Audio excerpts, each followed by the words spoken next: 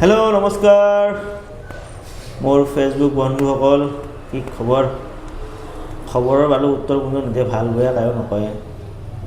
তো আজি মানে মই এটা কথা ভাবি আছোঁ, আজি বৰপেটা মন্দিৰত যাওঁ নেকি। মানে দেউল আহিল না, গতিকে বৰপেটা মন্দিৰটো এবাৰ চাই আহোঁ নেকি। যোৱাকালি মানে মই ভাবছিলোঁ একবাৰ যাম বুলি, পিছত মানে সময়ো মিলাব নোৱাৰিলোঁ।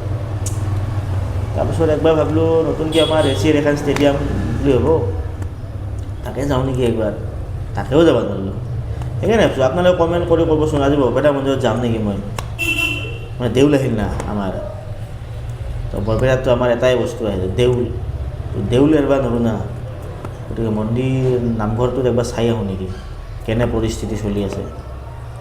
সেই গাইজ দেউলত আহিবি দিয়ে চবে, ৰাঙা ডিমা আলু ভাজা খাবা দিয়া। ডেইলি ব্লগ ডে 7, নমস্কাৰ। লাইক শ্বেয়াৰ কমেণ্ট ধামাধুম কৰি দিব।